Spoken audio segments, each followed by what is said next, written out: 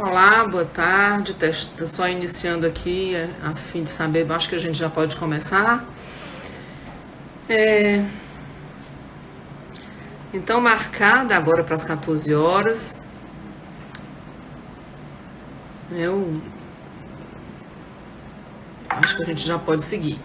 Então, boa tarde a todos e a todas. Nós vamos começar agora mais uma conversa em transmissão ao vivo, dessa vez pelo Instagram Live da Escola da Magistratura do Estado do Ceará. E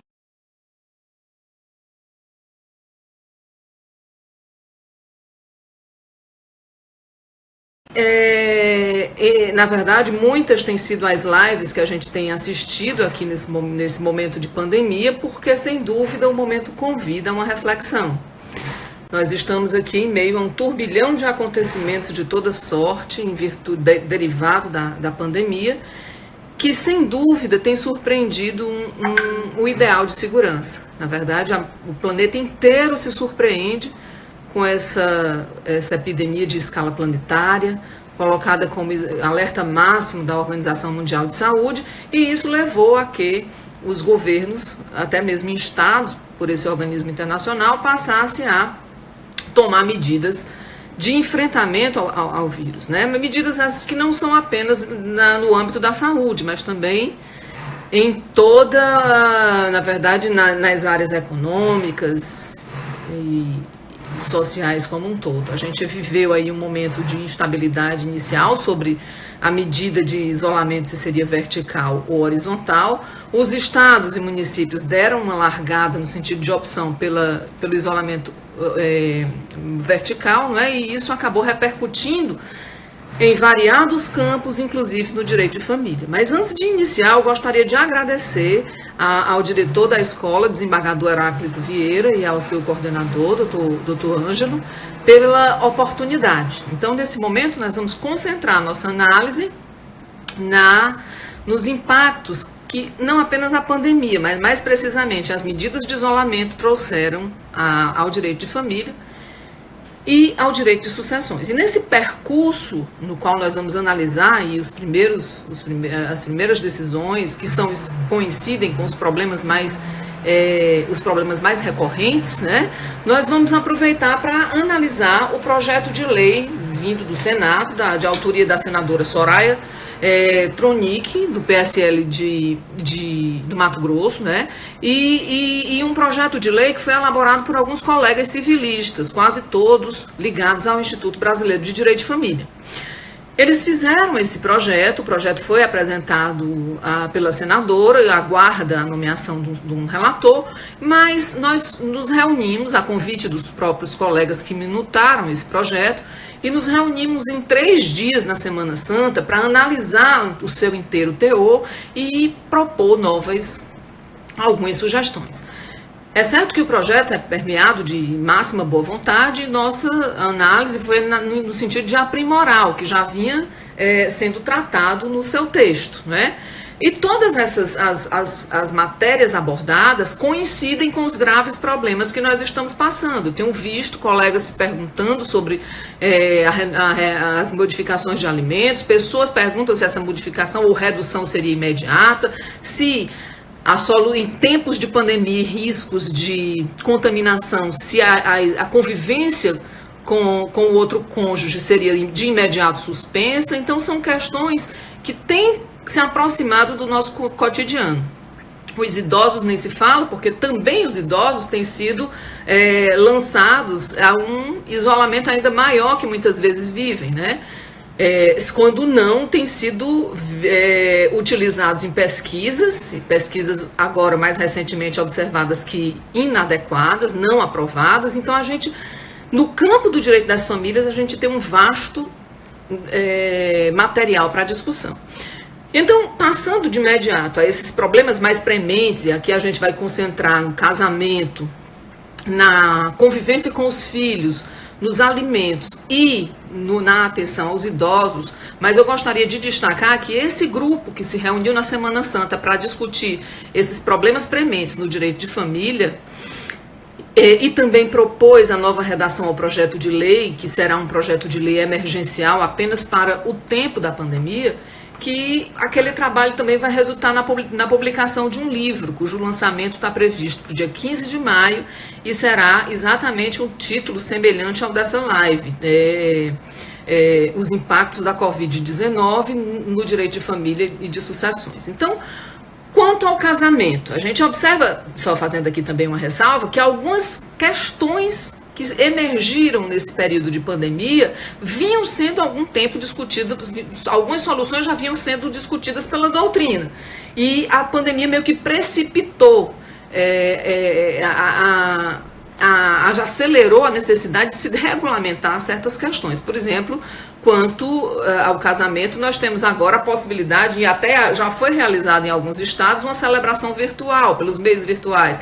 O projeto já traz também essa possibilidade de não se aguardar passar tudo e a reabertura dos cartórios para que a celebração seja feita, já propondo a possibilidade de uma celebração pelos meios virtuais, desde que presentes ao mesmo tempo as testemunhas no mesmo ambiente virtual e a celebração seja feita perante essas testemunhas que ouvirão e que estarão presentes em todo o ato, né, naquela plataforma virtual. Outra solução do projeto, que também se assemelha a uma solução que a Corregedoria Geral de Justiça do Estado do Ceará já tinha adotado no provimento 7, é a de suspender a eficácia da certidão de habilitação do casamento, para que após o fim desse período de isolamento, as pessoas possam fazer uso ainda daquela habilitação e assim marcarem as celebrações, caso queiram uma celebração mais glamurosa, mais com a presença dos seus queridos e não queiram realizar essa celebração nas plataformas virtuais. É interessante ver que antes disso, decisões já expuseram esse problema. Nós tivemos aqui, a primeira que a gente conseguiu registrar foi a de um pai que, piloto, vindo da Colômbia, teve a convivência com a filha suspensa. A mãe já pleiteou a suspensão dessa convivência em função de problemas respiratórios graves que aquela filha tinha. Então a decisão determinou que o pai aguardasse um tempo de quarentena, já fixando ali, para após isso entrar em contato novamente com a filha. Uma outra decisão também mencionava a profissão como referência de perigo, que teria sido também o pai, piloto de avião nas linhas internacionais, teria tido a sua convivência suspensa com a filha em virtude dos riscos da ampliação de riscos de contaminação, não apenas à filha, mas também ao irmão unilateral dessa menina, que viviam, portanto, juntos. Então, se a menina fosse contaminada, o risco vinha não só para ela, mas também para o irmão menor ainda. Uma outra decisão também não justifica a mudança da convivência apenas em função da Covid-19, mas por outro fator que agrava e amplia o risco de contaminação. Na outra decisão, o pai tem suspensa a visita, a convivência, mais apropriadamente falando, porque os termos fixados judicialmente em momento anterior apontavam que ele visitaria a criança em ambientes públicos, inclusive especificava o shopping ou então o parque, onde essa convivência se faria quinzenalmente. E com o isolamento e até mesmo com o advento da doença, os shoppings foram fechados e aí essa convivência ficaria prejudicada. E também outra razão utilizada é que aquela criança morava com a sua própria mãe e a avó, que se enquadrava no grupo de risco e ali teria, portanto, um grande risco de adoecimento, né, de contaminação. Duas decisões interessantes envolvem direito de idosos. Uma, que 2 filhos dessa idosa, uma idosa que a decisão não informa se essa idosa tinha juízo crítico, se ela tinha capacidade natural de agir, nem também informa se ela estava sob curatela, mas apenas em virtude do risco de contaminação, 2 filhos que moram com essa idosa, pedem a suspensão absoluta de toda visita presencial dos demais parentes. E ali envolvia netos, outros filhos e noras. Nessa decisão me chamou a atenção o fato de que não se mencionou o estado dessa mulher idosa como sujeito de direito e como um sujeito autobiográfico. Não se falava se ela tinha capacidade de agir ou se ela havia intervido nos autos. A medida tinha sido tomada por filhos. e a decisão tinha sido dada pelo juiz sem a oitiva dessa mulher. Pelo menos não se menciona esse fato. Como também não refere, como eu disse, curatela. E aí a visita foi suspensa, permitida nesse caso e nos anteriores que eu mencionei, pelos meios virtuais, de preferência em videochamadas, né, onde houvesse essa imagem visual também, ou por telefone. Já aqui no Rio Grande do Norte, nós temos uma decisão mais apropriada, na qual o próprio idoso, nesse caso com 92 anos, pede judicialmente que o seu filho, que mora com eles, fosse afastado de casa, porque esse tal filho não respeitava as regras do isolamento e do resguardo social, né? Então, nesse caso, o idoso protagonizou o seu próprio destino. E aí, isso eu acho bastante valioso. Eu tenho reafirmado, inclusive com outras colegas, que o idoso, pela idade, não perde a autonomia. Inclusive, parte do direito ao envelhecimento saudável, o reconhecimento da figura do idoso como um sujeito autônomo, né, que pode tomar decisões, ainda quando ele seja submetido a um apoio, mesmo extremo da curatela. A vontade desse idoso não pode ser recusada, rechaçada. Cabe ao apoiador, seja ele qual for, inclusive curador, a decidir em favor ou conforme a vontade tácita desse idoso, né? Então, é bem certo que o idoso está entre o público de maior risco, mas também é certo que ele não pode, em nome de uma proteção, ser ofuscado, ser diminuído em sua personalidade, né? A propósito disso, nós tivemos um decreto municipal em São Bernardo do Campo que proibia a circulação de idosos nos espaços públicos em virtude de serem eles pessoas do grupo de risco. Então, vejam, uma tal solução é discriminatória, porque outras pessoas também se enquadram no grupo de risco e não foram impedidas de circular, né? Como em alguns estados que têm medidas mais restritivas. Esse decreto, inclusive, caiu quando, pelas vias normais, processuais adequadas, chegou à apreciação do STF e foi, portanto, declarado como que ofensivo a direitos humanos. Outra questão também que tem gerado preocupação da gente é que o idoso, pelo fato, ou não só o idoso, mas qualquer pessoa do grupo de risco que não queira sair para o ambiente público, nem mesmo para o supermercado ou para um banco, se tiver de resolver questões bancárias ou previdenciárias, não faz sentido, gente, se esse idoso ou essa pessoa que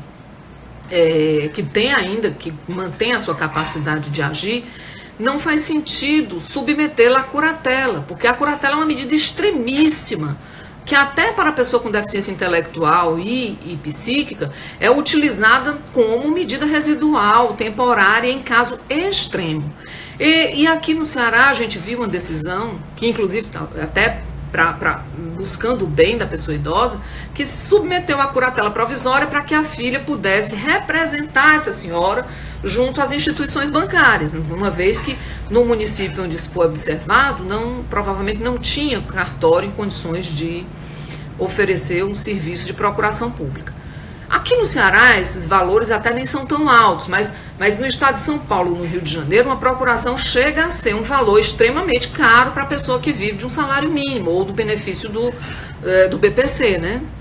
Então, a gente até nesse momento em que se reuniu para analisar o PLS 1657, nós oferecemos, a partir desse exemplo experimentado aqui no Ceará, um dispositivo novo, aquele PLS. Nós propusemos que fosse permitido no período pandêmico a possibilidade de uma representação judicial de idoso que em nada tem a ver com curatela, mas só a representação judicial mesmo.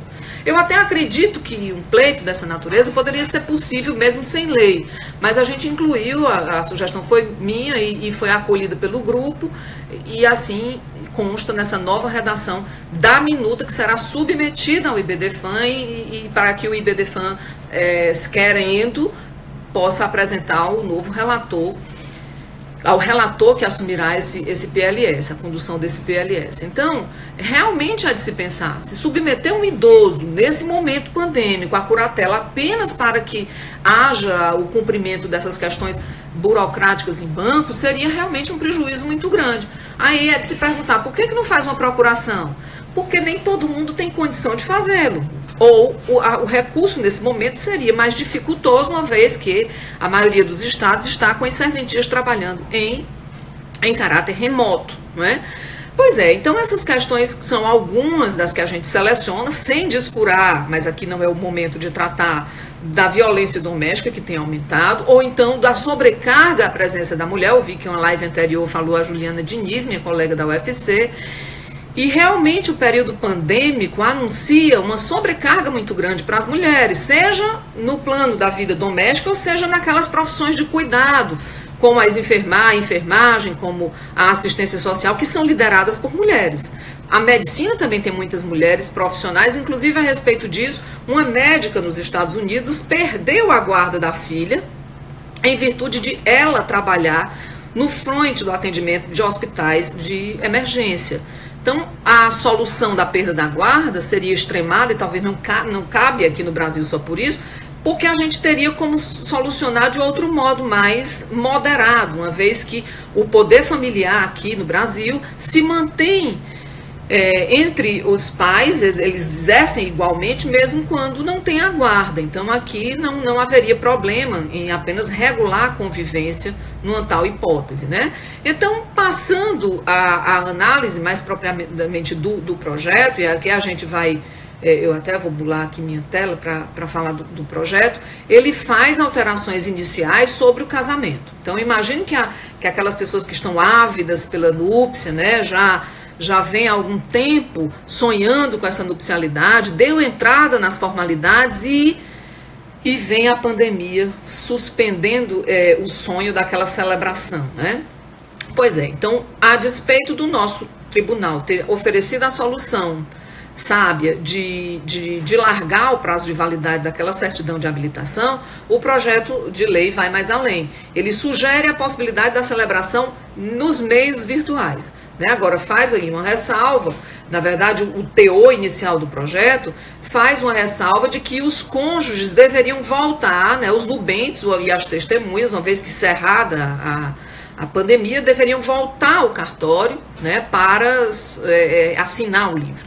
Na proposta que foi levada ali, a gente pede a dispensa dessa formalidade, né? Que não haja essa necessidade de voltar ali como se fosse um casamento extraordinário, mas sim aceitar a realidade dessa vida para a concretude dos nossos dias.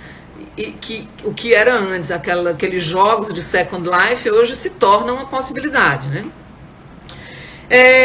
Quanto à interrupção da eficácia da certidão de habilitação, era também uma solução do projeto, para aquelas pessoas que não queriam uma celebração agora, de imediato, nesse momento, como eu referi.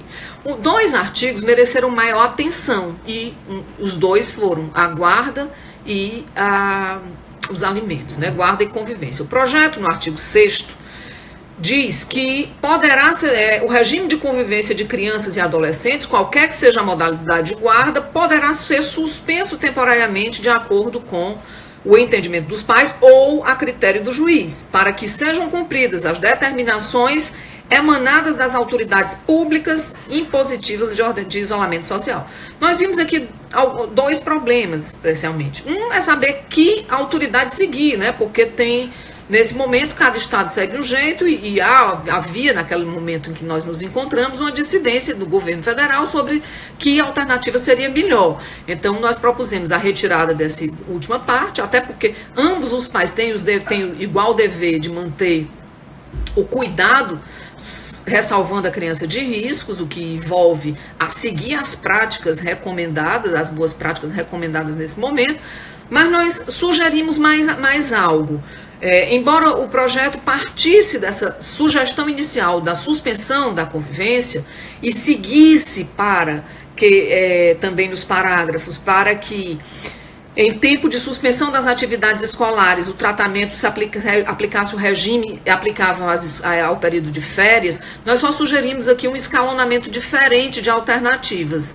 Porque, vejam, quando a pandemia irrompe na China e em países mais próximos de nós, da família romano-germânica, na Itália e na Espanha, também esse problema veio à tona. E a discussão se voltava. Como administrar essa convivência com o pai que que não convive diretamente com a criança. O próprio decreto real na Espanha já inclui nas ressalvas que poderia haver uma locomoção para fins de cuidado com criança ou idoso. Então, a matéria não vai chegar lá à atenção do legislador, mas a aplicação que o judiciário tem dado é garantir a convivência e, obviamente, seguindo o melhor interesse da criança. E o melhor interesse da criança vai balizar se é necessário suspender quando, por exemplo, um dos genitores estiver contaminado, ou morar com quem está contaminado, não é? Ou a criança mesmo estiver doente e o genitor que vai conviver, exercer a convivência, mora com uma pessoa do grupo de risco. Então, em regra, as soluções para isso, de fato, elas estão no nosso ordenamento jurídico. Nós temos, quanto à guarda, a possibilidade de aplicar o princípio que valida qualquer decisão. Mas, mesmo assim, para evitar, talvez, uma assimetria muito grande de decisões, esse projeto vem e a gente aproveitou para seguir, a partir daqui, a mediação pelo melhor interesse da criança. Então, a sugestão inicial seria preservar o que já foi combinado, salvo se houver realmente alguma questão grave a ser observada. Imagine só, suspender se o casal mora no mesmo condomínio. Né? Não vai ter problema nenhum de circulação para a criança sair de um apartamento e ir para outro. Mas mesmo que ela more numa mesma cidade, o pai pode pegar no veículo e guardar alguma convivência. Se sabe, e o STJ já tem disciplinado, reconhecido, que a rotina é importante para a criança. Nesse momento, a rotina já foi um pouco perturbada, aliás, bastante perturbada. Então, mexer na convivência, quando essa forma como ela foi estabelecida não traz risco, seria somar ainda um desengano, né? E atrapalhar desarrazoadamente o crescimento da criança com os seus genitores, o que é tão importante para a personalidade, o desenvolvimento da personalidade. Então, a sugestão seria essa. Até porque a suspensão imediata dessa convivência vai sobrecarregar demais quem tem a guarda e já reside com a criança, é a referência domiciliar da criança. Eu fiz uma pesquisa rápida aqui no IBGE e menos de 30%, na verdade é quase 20% ainda, dos divórcios celebrados em 2018 estabeleceram guarda compartilhada, ou seja, a grande maioria dos casos a guarda é unilateral. Se a gente cruzar com outro dado do IBGE, para não seguir só o acho, também vai observar que as famílias monoparentais matrilineares são, em maioria, a maioria dos casos é a mãe que continua com os seus filhos. E essa mãe está fazendo trabalho em sistema de homework, muitas vezes dispensou a sua auxiliar doméstica por causa do risco mesmo, garantindo também a ela o isolamento. E então está lá sobrecarregada com a tarefa da casa, com o auxílio do filho, com o seu trabalho, né? Assim, a segunda sugestão é que vem a possibilidade de aplicar o mesmo regime utilizado nas férias escolares para os casos de suspensão escolar. No Ceará, muitas escolas precipitaram as férias, então já teria uma solução a se empregar nesse momento, né? Quanto aos avós, o projeto, nesse mesmo capítulo, dizia o seguinte: o direito de visita dos avós em condição de vulnerabilidade ou de mais parentes nas mesmas condições, aqueles que estão no grupo de risco, será exercido durante o período de pandemia exclusivamente pelos meios virtuais. Nós entendemos que seria uma heteronomia muito forte. Imagina aí o avô ou a avó que já tem a guarda do neto por causa de algum risco ao qual aquele neto foi submetido com os seus pais. Ou então quando os pais foram mortos e os avós ficaram com essas crianças. Como é que seria? Quer dizer, seria uma forma... eu já ouvi um dia uma live em que um doutrinador importante dizia: em qualquer caso tem que afastar os idosos das crianças. Ainda que eles exerçam a convivência e sejam os responsáveis, que se entrega essa criança a um amigo. As coisas não são bem assim, né? Então, cada realidade no direito de família é muito cercado de particularidades.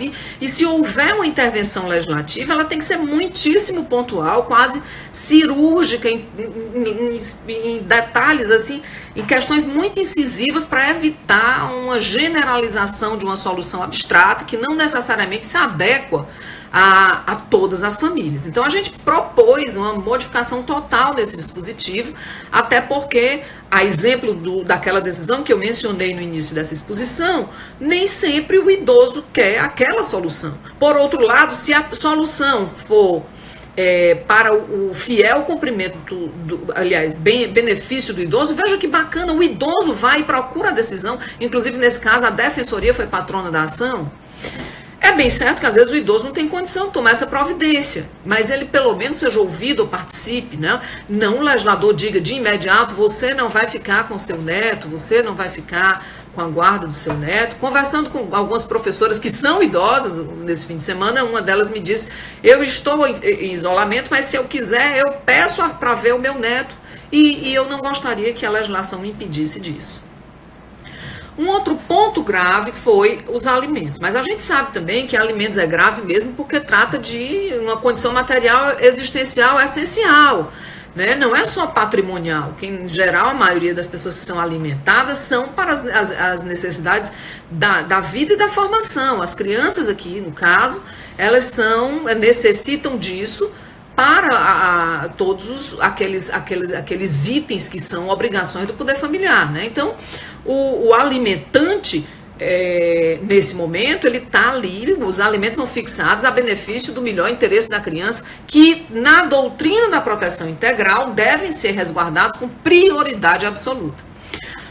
Então, me causa muito espanto a quantidade de ações de redução de alimentos. Inclusive, eu sou advogada e tenho tido muito cuidado com isso, porque sob a pandemia estão alimentandos e alimentantes. Ainda que se diga que a lei também oferece solução genérica, como o binômio possibilidade e necessidade, temperado pela razoabilidade, como querem alguns, é suficiente para dizer quem é que está podendo pagar e quem não está podendo pagar. Mas é bom a gente pensar sempre no período transitório dessa epidemia, dessa pandemia, tá bom? Que nós não sabemos quão extenso será esse período pandêmico de isolamento e o rebote que virá depois, as consequências econômicas, porque nós sabemos também que as medidas de isolamento têm provocado consequências econômicas muito graves, muito sérias, que certamente nos levarão aí a uma recessão comparável àquela de 1929. Mas a redução de alimentos, acho que 4 ou 5 decisões eu já tive contato aqui, realmente é de se pensar se seria uma solução adequada, né? De fato, eu acredito que isso, todo aplicador do direito, por sua cautela, já deve ter muito zelo nessa matéria. Mas o projeto já propunha, no artigo 8º, uma solução intermediária, e dizia assim: ao devedor de alimentos que comprovadamente sofrer alteração econômico-financeira decorrente da pandemia, poderá ser concedida por decisão judicial a suspensão parcial da prestação em limite não superior a 30%. Quando nós lemos isso, nós éramos um grupo de 30 e poucas pessoas, o susto foi quase, acho que foi unânime. E a primeira proposta foi excluir esse dispositivo.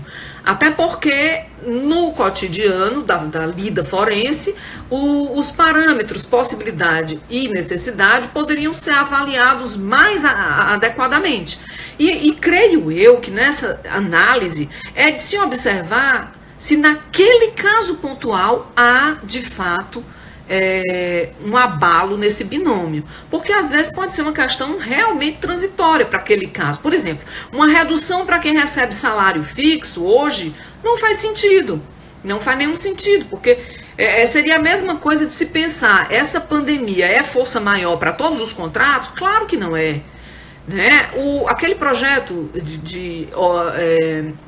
vindo do senador Anastasia tinha um dispositivo que propunha a suspensão do valor do aluguel, alguma coisa relacionada ao aluguel. Mas do mesmo modo, nem todo inquilino teria sofrido um abalo em função da pandemia. Então, a pandemia atinge a todos como um evento natural, mas nas relações jurídicas de cada um, ela pode atingir de modo diferenciado, e isso deve ser considerado, daí porque não se pode tratar a pandemia em casos pontuais do mesmo modo que se aplica um a outro. Então, nós pensamos nessa retirada desse dispositivo. Mas a considerar, aí assim, esse valor suspenso deveria ser pago ulteriormente. A diferença entre o que foi fixado em tempos normais e o valor que ficou definido com a suspensão, a diferença deveria ser paga a partir de 1º de janeiro em 5 parcelas, conforme diz o projeto, e em 5 parcelas corrigidas, né? Tudo isso foi muito criticado nesse momento, não sem reconhecer o que de fato os juristas queriam, porque eles até estavam juntos nessa reunião e explicaram isso aqui seria assim, uma redução de danos para não gerar de imediato uma redução de alimentos que, para ser alterada posteriormente, deveria ser mais uma vez revista. Aqui teria uma figura nova, que não há ainda no direito brasileiro, que seria a suspensão dos alimentos, e suspensão por tempo certo, num valor que não excederia a 30%. Esse dispositivo foi reorganizado e se manteve no projeto que será levado adiante, né? Nós estamos esperando a resposta, como eu disse, do Instituto de Direito de Família. Então, essas são as questões mais prementes no plano do direito das sucessões. A outra que não estava no projeto, mas que também repousa entre as nossas preocupações, diz respeito à curatela, né? Eu mesma conheço uma pessoa que era curador de um filho e faleceu, inclusive, de Covid-19. Então, nesse caso, a situação já estava bem administrada, mas supondo uma outra hipótese, um outro caso, um outro exemplo em que o curador, que seria o pai de uma pessoa com síndrome de Down ou outra deficiência, que recebesse BPC e daqui a pouco vem o final do mês, como é que essa pessoa vai conseguir a substituição de um curador provisório até então, né? Ainda mais considerando que o trabalho do judiciário tem sido feito de modo remoto. Então, a ideia nos dias de hoje é pensar, inclusive a Comissão de Direitos da Pessoa com Deficiência do IBDFAN tem pensado em formular um documento para encaminhar ao CNJ, em máxima prioridade para essas ações nesse período pandêmico também, né? Então, quanto a essa representação judicial de idoso, houve quem perguntasse se não seria o caso de tomada de decisão apoiada, mas a gente ressalta aqui que a decisão apoiada não traz poderes de representação. Trata-se ali de um apoio praticamente firmado de maneira contratual entre a parte que requer o apoio e os apoiadores, mas submetida à chancela do Estado por meio de procedimento de jurisdição voluntária, a fim de saber se todos os quesitos estão muito bem assegurados ali. Não envolve nos poderes de apoio, né, da tomada de decisão apoiada, a figura de representação. O que há ali é uma relação entre os apoiadores e o apoiado para que se lhe seja oferecido um suporte nos termos em que se requer. Quanto às sucessões, o projeto também trouxe alguma coisa, além da gente saber do projeto geral, né, de direito privado, que foi proposto pelo senador Anastasia, que está um pouco à frente desse, ali já traz a prorrogação daquele prazo para a propositura da ação, a fim de que não recaia sobre o espólio aquela multa, né, estadual. Mas, no caso aqui do projeto, a gente ressalta uma figura muito tímida do nosso direito das sucessões, que quando a gente dá aula sobre ela, ninguém nem considera que um dia fosse aplicar. Eu, por exemplo, sou professora de Direito das Sucessões na Universidade Federal há 15 anos, e eu nunca acreditei na avalia do testamento hológrafo, previsto no artigo 1879.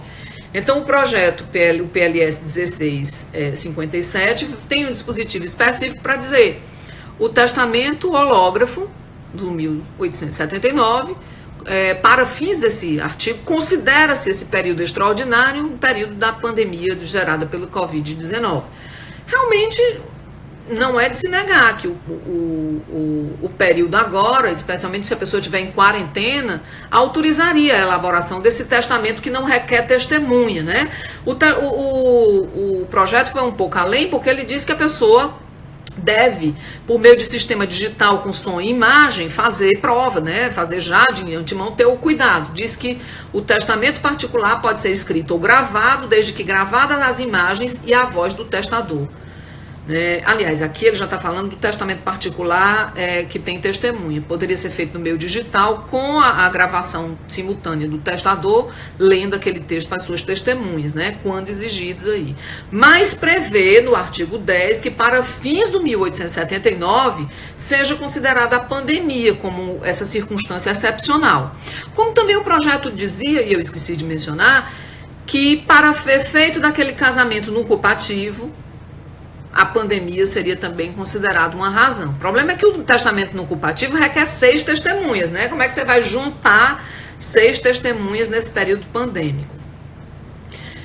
Então, esse projeto traz a figura do testamento, desse esquecido testamento hológrafo do 1879, que se realiza sem testemunha, né? E por fim, gente, o projeto também... Não, aí aqui ele terminava, né? Quando a gente faz a nossa sugestão, a gente ressalta o seguinte: uma vez que as serventias estão ou em trabalho remoto, então com um período de atendimento limitado, as certidões de óbito têm demorado a ser expedidas, né? Então, até aquela portaria conjunta do Ministério da Saúde com o CNJ autorizou, em casos específicos, a possibilidade do sepultamento só com a declaração do médico. Em casos pontuais, a gente observou nessa nossa reunião que seria também interessante a possibilidade dessa declaração para algumas medidas emergenciais ou para aqueles fins da saque da FGTS, daquela lei que não me ocorre o número agora, e até mesmo da propositura de inventário. Então, nós acrescentamos esse dispositivo nessa minuta que nós apresentamos com as nossas sugestões, de permitir a abertura do inventário ou dessas ações tendentes a resgate daqueles valores que não se sujeitam às normas da sucessão, né, nesse período emergencial. O projeto usou como data, para algum termo de data, 20 de março e o final da sua aplicação, o final do decreto federal que decreta a calamidade pública. Então, como me disseram que eu teria aqui 50 minutos e eu teria que deixar 10 minutos para perguntas, eu me coloco aqui diante de vocês para ver alguma pergunta. Será um prazer. Mas eu confesso que eu não tenho muita habilidade com live. Essa aqui não é a primeira que eu ligo o Instagram na live e eu não estou vendo pergunta. Na verdade, eu não vi circular aqui pergunta, né? Alguém que estiver aqui assistindo, que puder me dar uma dica, por favor, faça subir aqui essa pergunta. Pois é, então, pelo que eu estou vendo, vocês não têm perguntas a fazer.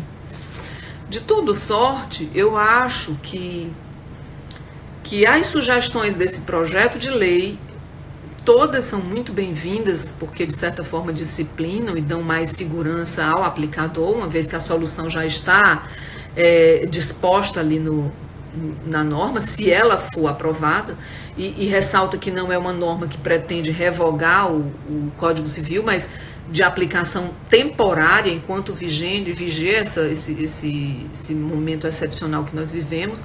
Mas eu creio que algumas soluções já poderiam ser providas pelo próprio juiz, numa interpretação conforme a nossa Constituição. Então, observando o ordenamento como uma unidade que retira a validade e se inspira nos valores constitucionais, eu entendo que há uma mobilidade do aplicador para isso, né? O fato, então, é que todas as soluções para esse momento pandêmico, a gente tem observado sociólogos e filósofos tratando, não podem ser dissociadas de uma perspectiva muito solidarista. E nós temos um princípio que fundamenta a nossa república, que é o da solidariedade, a construir uma sociedade justa, livre e solidária, está lá entre os objetivos da República Brasileira. Esse princípio se expande também nas relações privadas. Se a gente chama a solidariedade social de empresas, de governo, de entidades da sociedade civil para soluções mais macro, muito é de se esperar que no ambiente da família as soluções sejam também orientadas pela solidariedade, pela eticidade, pela alteridade. Se o casal ou a família não consegue resolver um problema interno, que se volta à garantia do melhor interesse dos seus membros, é necessário que quando essa matéria chegar ao judiciário, a aplicação da solução venha chamar à ordem esses valores. Tem um sociólogo húngaro, que é professor na Universidade do Reino Unido, que ele diz que nós estamos vivendo um momento em que as virtudes da coragem, da justiça e da alteridade devem ser conclamadas para um senso comum, uma corresponsabilidade de construir uma sociedade pautada em laços harmoniosos, onde o centro da questão não seja um indivíduo apenas, né, mas o bem-estar de todos. Não que nós estejamos aqui tecendo elementos de uma sociedade que não tenha liberdade, mas é de imaginar que nesse momento a solução não pode ser pautada no centro do umbigo de um indivíduo só. Então, em ambiente de família, em relações intrafamiliares, melhor dizendo, há interesses valiosos ali. O interesse da criança é pautado, inclusive de maneira prioritária, né? A prioridade absoluta está assinalada na Constituição. O Estatuto do Idoso também fala da prioridade absoluta quando há interesse de idosos. Nós precisamos, portanto, ponderar nesse caldeirão de conflitos e emoções, interesses merecedores de tutela e tentar realizar, naquele caso, com a máxima adequação a cada um daqueles interesses. Então, na medida em que houver a extrema necessidade de suspensão, por exemplo, da convivência, seja porque o genitor que exerce essa convivência está doente ou vive com alguém doente, ou porque exporá a criança ou alguém da sua família que está em grupo de risco, a convivência não pode ser prejudicada, nem essa suspensão pode dar aso a medidas de alienação parental. É necessário ter muito cuidado com isso. E a convivência, nesse caso, pauta-se, ainda que pautada pelas vias virtuais, né, que seja, portanto, respeitosa e a ponto de garantir ao genitor não guardião a convivência efetiva pelos meios em outras plataformas. E lembrando que criança normalmente não gosta de telefone, então a criança, especialmente aquelas menores, elas não têm muita paciência de falar o telefone. Então, que se permitam uma convivência pelas plataformas virtuais que envolvam essa visualização da pessoa. Então, gente, meu recado é mais ou menos esse. Eu me coloco à disposição para eventuais perguntas, agradecendo a oportunidade à Escola da Magistratura.